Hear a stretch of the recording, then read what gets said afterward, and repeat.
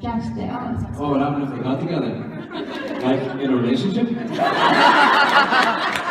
Oh God, not another one. Just sort of hanging out. I suspect it would be a very, very drunken and boozy. There's going to be a lot of rum involved in that situation. There would be a lot of rum. There would be a lot of mischief. They would probably end up like God knows where. I don't know. I think they'd have fun. I think they'd have fun together. Yeah, but I think that they would probably not lament it the next day. Emma has such different wardrobe this year, and I was wondering if you could talk a little about that and what it means, because I know you've talked in the past about that. And also, Colin, if you want to talk about Hook's fourth black leather jacket, please do. There was, obviously there was a lot of thought that went into it, and Eduardo and Eddie and Adam and I talked a lot about it, knowing that the season was going to be based in Storybrooke, and that they were coming home and that their adventures were always going to originate in Storybrooke. And conceptually for Emma, when she first came to Storybrooke, she had 4 boxes, and we really stuck to that, where she rewears things, and she only had, however many shirts and, a few jackets and the same jeans and the same pair of boots, and kind of kept it really simple for a really long time. And because this was the first time that she was coming home for a long time, we thought, all right, well, what does she have access to in Storybrooke? She has access to her mom's closet. She has access to the sort of thrift stores in town, because Storybrooke doesn't have, Nordstrom's or whatever. And then everything in Storybrooke was held in time in a certain way, and so things needed to kind of have a little bit of a vintage feel to them. And so that was where we started in terms of looking at the things that she would find to be new things that she would add to her closet, and also knowing that she's evolved as a person, that she wore her clothes as her armor for a very long time, and now she's letting her walls down, and she's willing to be more vulnerable, and she's close to her parents, and she's letting herself be available to love and be loved by Hook, and she's got a great relationship with Henry, and so her world and her sensibilities are softer and more malleable, and so you see that in the textures of her clothing and the colors of her clothing and the energy of her clothing, and she's re-embracing, after, especially, the idea with when she was Princess Emma is that when she comes back from that, she has the memories of both. She has all of Emma's memories, and she also has Princess Emma's memories, so, that would subtly impact her. There would be a little bit of lace in something, or there would be something that came from that time in her life, the memories of the embroidered flowers and things like that. So all of those things come from inspiration of the new memories that she has and the new experiences that she has and the emotional place that she's at right now. So all of that, I know for me in real life that happens. The mood that I'm in is sort of reflected in the clothes that I picked that morning. And I go through different phases of only wanting to wear black for a long stretch of time, and then it's all I want is color, and or then I wear white, or whatever. And I don't know, not necessarily stopping and thinking it through the same way I think it through for Emma, but I do think that is an instinctive reflection of your emotional state, So all of those choices came from what's available to her and where's she at right now, and how do all the mixtures of memories reflect themselves in her choices. I actually do get a new leather jacket tomorrow. And it's very nice.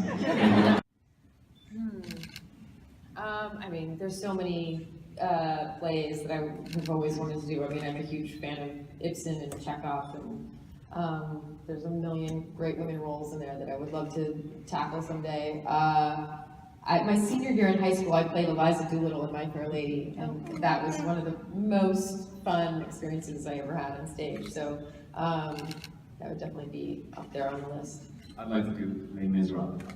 Oh, Les Mis. Who would you want to be in it? What? Who would you want to be? I would want to be... That's good. That's a good question.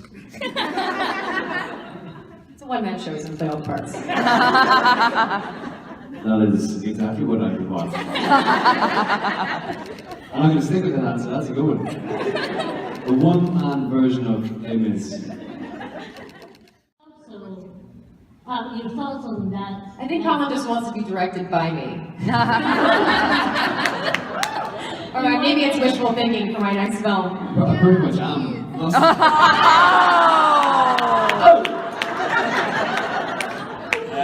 No, I would. Why have you got a part? I will someday. Okay, good.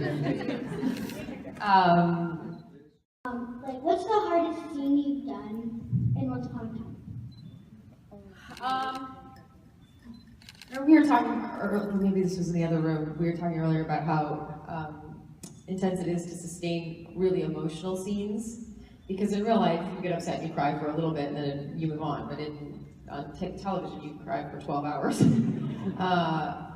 So just sustaining that and staying in that headspace is tough. So one of the times that was a long, long, tough day was at the end of season 1 when Henry's eaten the apple thrown over and Emma comes in and she thinks that this is the end and she's crying before she kisses him on the forehead and then he wakes up again and then she cries because he woke up. So that was a full day of just really, really, really intense emotional stuff with no let up.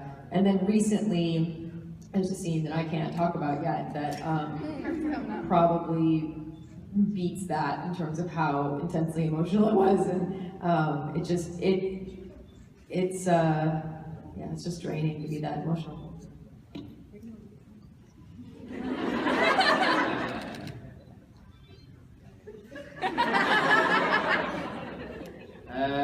I thought the scene where Emma killed Hook was a hard scene.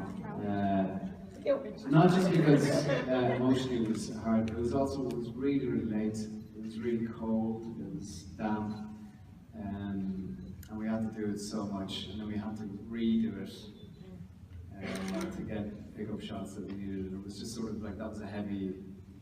That was a lot. I had to go back to something that we already felt like we'd been through for hours and hours and hours and hours and hours, and then weeks later have to go back and get back in that headspace and recreate that. Was Yeah. I'm with him. I agree. That was tough. You're late. Sorry? What's wrong? I think I'm blessed. I'm blessed. I think I'm blessed. I'm going to say it anyway. I broke my foot on set 2 weeks ago, so. Yeah. Why? What did you do? He was dancing up a storm. I was during the musical episodes. But it's okay. He did it on the last day, so it was okay. He got through Last day. And then he broke his foot and danced on his broken foot for 10 hours. 10 hours. So when you guys are watching the scene, you can, you'll know that I was doing it with a broken foot. And that'll be even more awesome. This one is actually for Colin. Karen David posted a video of you juggling behind the scenes when you were waiting, so I brought some juggling balls. Alright, well, can you bring them up then? Sure.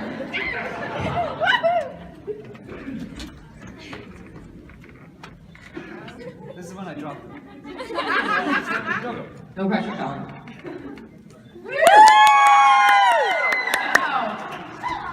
I used to be able to do that, but I can't anymore. What is probably the most awesome actor you've met before, and what's another actor that you would like to meet that you haven't met? On the show or just in general? Just in general, like ever since you were a kid, or yeah, I don't know. The most amazing actor that I've ever worked with is Colin. You're going to be really upset with my answer. Well, apart from Jennifer Morrison, obviously, probably Anthony Hopkins is he's one of my heroes. Also, just got to work with Gabriel Byrne, who is an amazing Irish actor, obviously.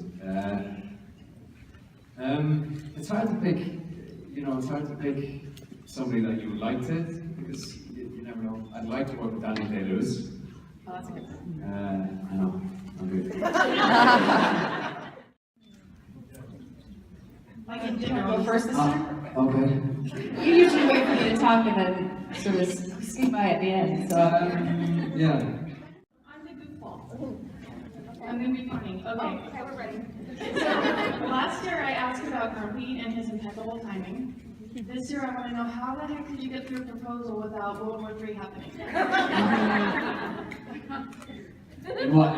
Oh, like, you know, because there's always monsters and dragons. Yeah, Grumpy didn't come up in an earth or anything. What happened? Oh, That's true, yeah. watch next week. No. Just keep watching. Yeah, you get your answer tomorrow. That's about all. He was waiting. So we will have that, because I miss it. Just wait till tomorrow. You have any thoughts quickly while I'm thinking? I think Holden Caulfield, when I was a teenager, was sort of an inspiration, even though he's a weird character. He's in a mental institution. I know, but I was a weird kid. I was a weird kid. How weird. Like, weird enough for him to be an inspiration. No, I do you. I guess it's not necessarily him, it's more just the adventure that he went, because I was into blues music and all that sort of stuff, and I found that book and everything in it was so evocative to me. Very angsty. I was an icy teenager, get over it. Oh gosh, I mean, most interactions are amazing. I had someone, a couple times actually, I've had people propose in front of me, which, the first time it happened, I thought the guy was proposing to me and I got really scared. And then I realized he was proposing to this other But woman. you said yes. I like jumped the gun really quickly. I went from like panic to pure joy that these people wanted to share this really important moment in their life with me, so that was pretty cool. Hello.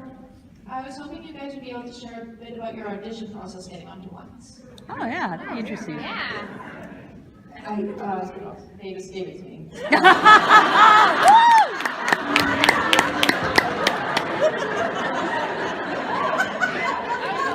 Which is super lucky. I do know that part of why they knew I was available to do it, so it was on How I Met Your Mother at the time.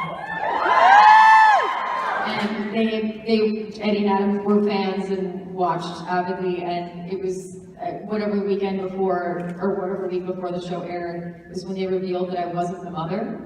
And so they were like, oh my God, she's available!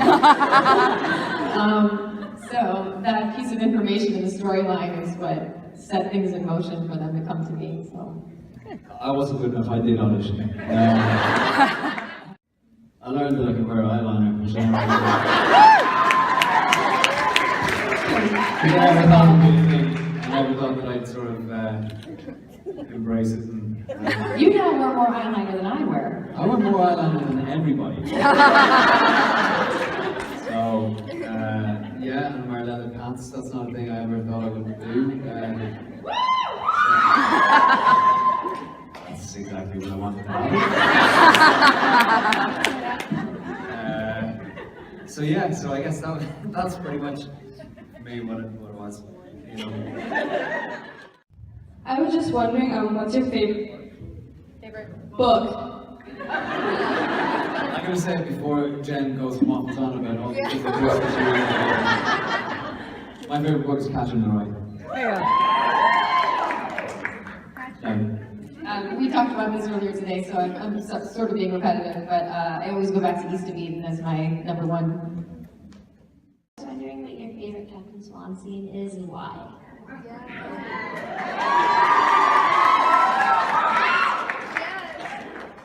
That's like nearly every scene that I've done in the show has been the Captain Swan scene.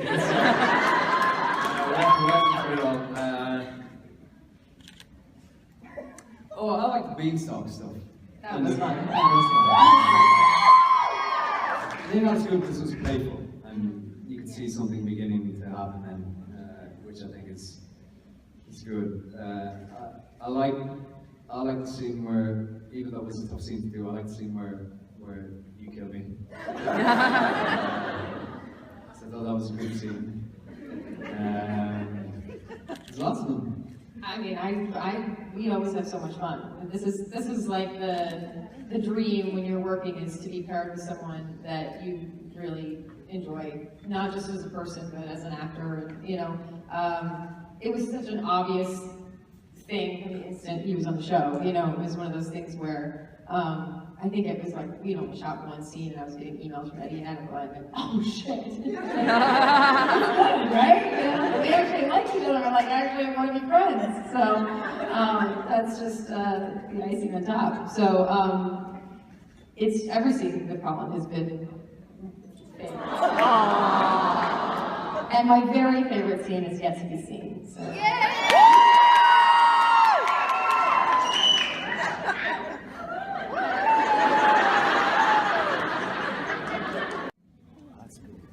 That's a tricky one because I have not nostalgic, I have these like romantic ideals of certain time periods, but then I think about the political state at the time or the way women are treated at the time, and then I'm like, no, I'm not sure I want to do that. You know, like, I don't know, the 40s had great clothes and hair, and like that was fun. Yeah. Well, of course you're gonna say the 40s, I say the 40s.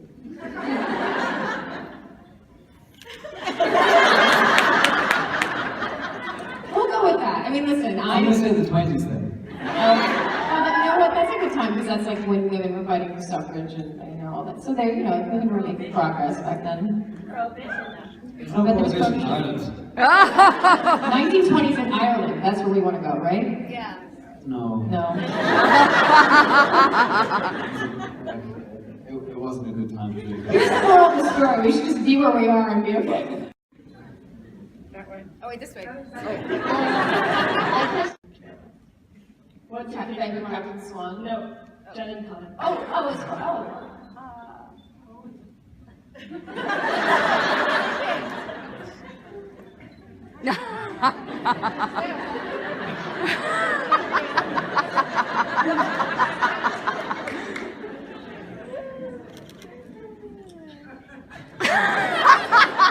We have spent so many hours together. We know each other so well that it's weird at times. Like, there was a day where my wrist was itchy, and Colin comes up and he was like, did you have the carrots? And I was like, yeah. And he was like, he was touching the peppers, and you're allergic to peppers. And I was like, oh, that's why my wrist is itchy. He like worked it out for me based on the allergy that he knew I had because we spent 16 hours a day together. It's kind of nice to have a friend who knows you like that, I guess. Or embarrassing, I don't know. That's hard because we do spend so, like, you know what I mean. So yeah, I don't know if I could pick a specific thing that's not related to like a scene. You know what I mean? Because then the rest of the time it's just we're sitting down and just sort of chatting. Yeah. You know. There's no like. Colin always goes, what's the news? I do, yeah. So what's the news? What's the news, Marison? And then she tells me her news. We're so exciting. My question is like, if you guys get married, do you guys think like Emma will become a pirate, but then like who will be a prince?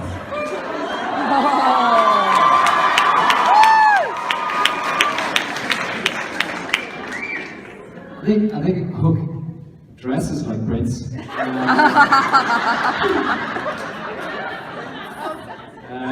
would think Emma would become a pirate. Yeah, I can do that. I think that's a really good idea. We'll have to pitch that. They could be Prince and Princess of the Sea, I guess. There you go.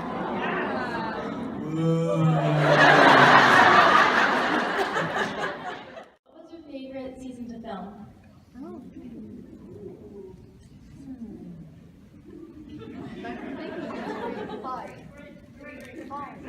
I always have said I really loved all the stuff in Neverland. I thought that was really fun.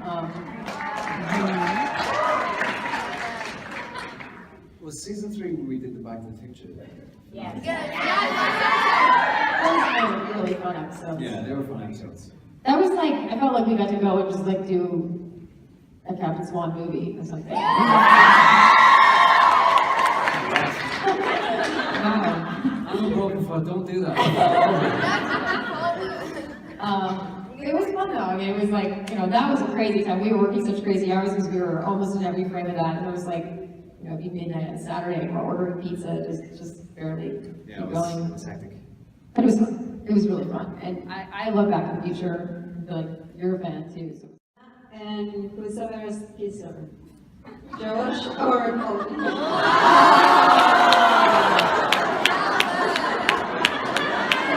Like a holding board behind me.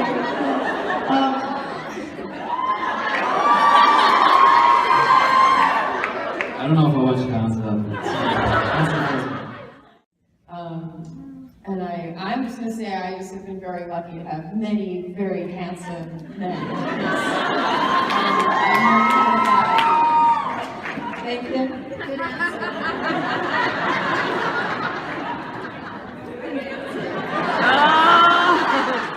The saddest scene film.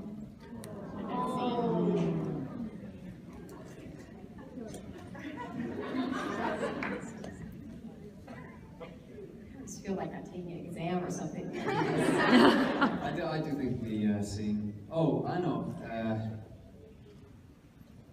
I think it was the scene where in the underworld where. For Hook, I think he sort of lets it go. That's it. He doesn't ever intend to see it again. I think that was probably the saddest scene for me.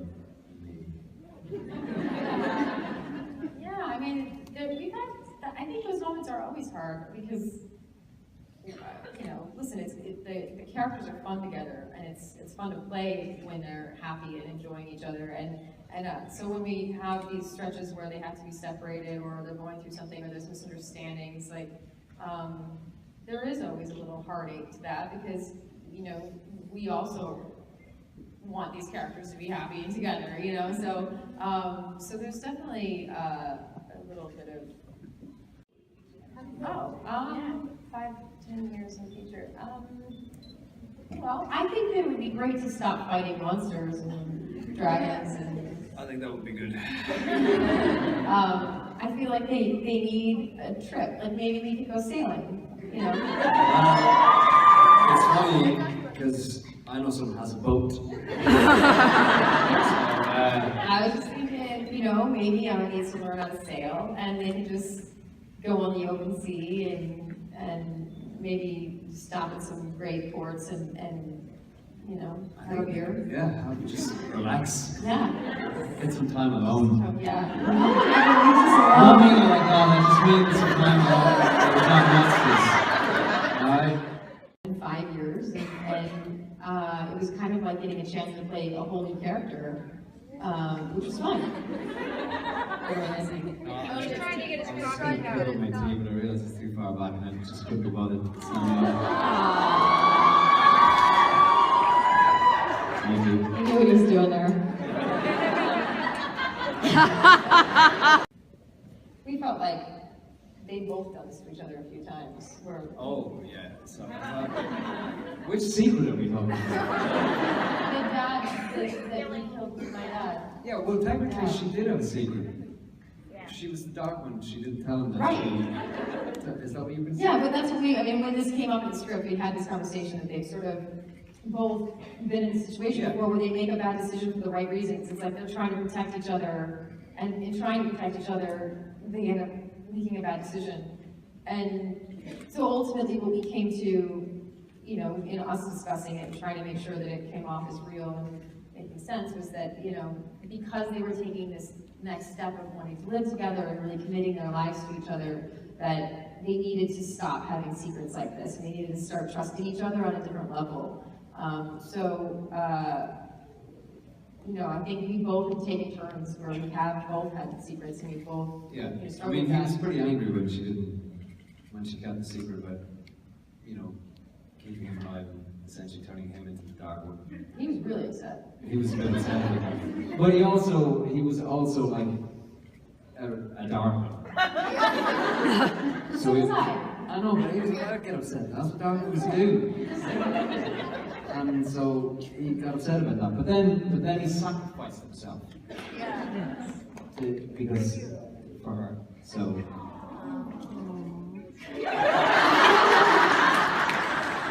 So, yeah. I'm not sure we answered your question, but we're Funny things happen on set. I'm good.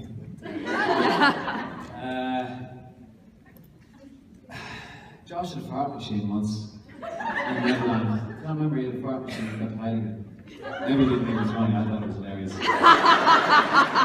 think I missed it. Old Hook. All of that was funny. That's a good one. He was funny. I mean, we do all sorts of weird things because by the time you guys see the show, all the CGI and stuff makes it look like that stuff happened. We're just flailing around with nothing. You did nearly wet yourself when I was Old Hook. You did. I don't know how you signed it, but that was what was physically going on with me. It's a saying. It's just Oh, the saying. I didn't forget it. Sorry. But you did laugh really, really hard. I did laugh. I did laugh to like nearly tears a couple times. I feel like that would have been for real. But yeah, no, I mean, we just do weird things all the time. I mean, it's like we're so used to it. Like some of the logic discussions that we have on set, anyone listening would be like, what are you guys talking about? But yeah, I mean, I chased a turquoise magical gym shoe for an episode, you know? You didn't think that was very funny. Not at the time. That was funny. That's all we got. Thank you. Wondering, aside from the residents of Storybrooke, who would each of you want to be at the Captain Swan wedding?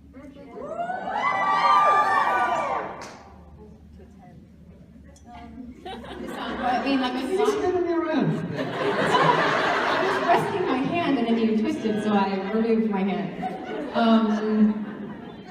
Like just anyone. Anyone. They don't have to be fictional. Any better? Anyone. That's a good one. And Jimi Hendrix. We should just get a lot of really good bands there. And yeah. Okay. That's what you want. That's it.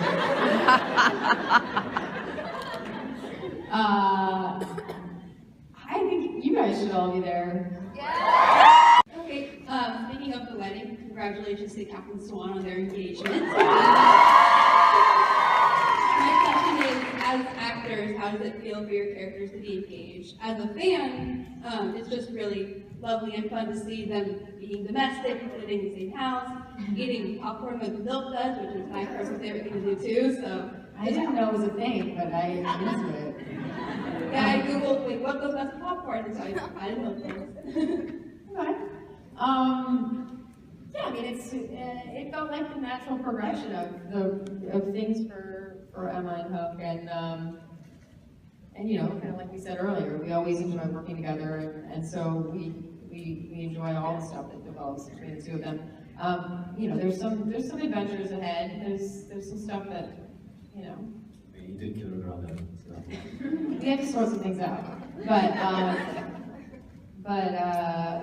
yeah, I mean, I think that it's something that Emma didn't even know that she wanted. You know, I think that she was so damaged and so her walls were up for so long that I don't think she let herself imagine that her future would hold a love like this and someone she could be this vulnerable with. So I think that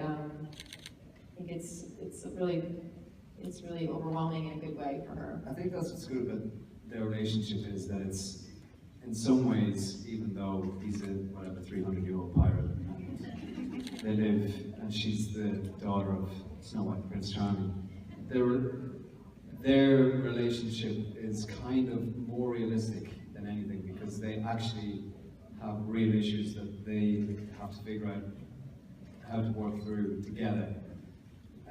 Now, granted, most people, their partner doesn't kill their grandfather, years in the past, and all that kind of, you know what I mean? But it's like, in the context of the show, they actually have, you know, it's not been easy. They've had to really work at making their relationship work. And I think that's what's good about it. Yeah, that, you know, and I think in real life, love takes work. You know, you're attracted to someone, you're drawn to someone, but at the end of the day, you have to show up and you have to be willing to face the hard stuff just as much as you're excited to enjoy the good stuff. And so I think that they're an example of what a healthy relationship would be like in real life, where you have to fight. You have to fight for each other, and you have to really get to know each other, and that means knowing the good and the bad about each other, and knowing that there's mistakes that both of them made, and they have to overcome that. And I think when two people are really right for each other, those things end up bringing you closer in the long run. And so I think that's been a cool part of the writing, is that they've really included those complexities in the relationship with them and Hook. Million-year-old pirates. Do you ever play? Wow, you just got really old. Super old. That's old Hook. How do you feel about the musical episode? It was really fun. Besides Colin writing his book, it was really fun. It was actually really good fun. I enjoyed very much breaking my foot. No, it was brilliant. It was such a departure for us, and it was great to have these big sort of dance numbers with singing and. It was fun to go to the Yeah. recording studio. It was fun to work with the vocal coach. It was fun to work with the composers. It was once again, it was sort of similar to what I was saying about having Dark Swan come along. When you get something new like that after so many years of doing something, it's invigorating and it's exciting, and it's a breath of fresh air for everybody. And so many of us came from musical backgrounds, and I grew up doing musicals, and Colin grew up singing in a band, and Josh grew up doing musicals, and so it was fun for us to be able to kind of take another skill set that we hadn't been using and add that to the show. So yeah, it really was. I just had a great time. It's also really good because it's not like a standalone episode.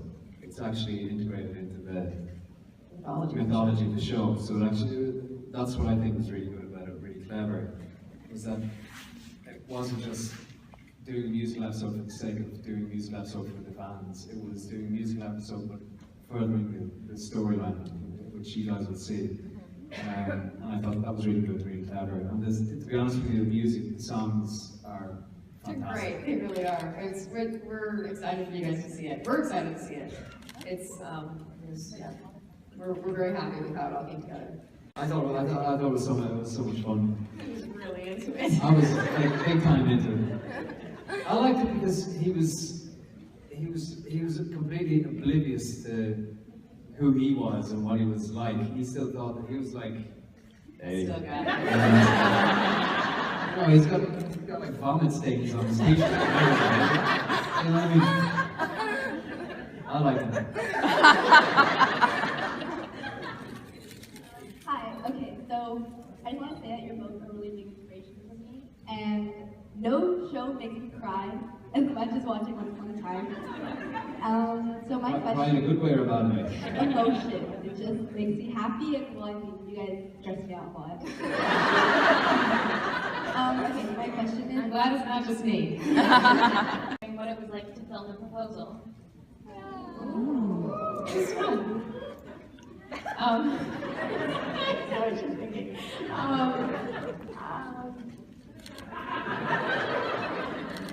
It was, well, it was kind of a weird one because Hook was sort of, he made the wrong decision really. He should have told her what he did. But then I think he was caught up in the moment. I'm very happy to sort of be back into proposing to her. Yeah, it's what they both want, and we knew that was what they both wanted. The timing was so unfortunate just because, there's no way for Emma to know what Hook's going through, and Hook doesn't want to ruin the moment, and they're both making bad decisions for good reasons, because they really do want to be together. So, like I said, there's some more to go through for them to work through before we get, there. Trying to figure out what I can say and can't say.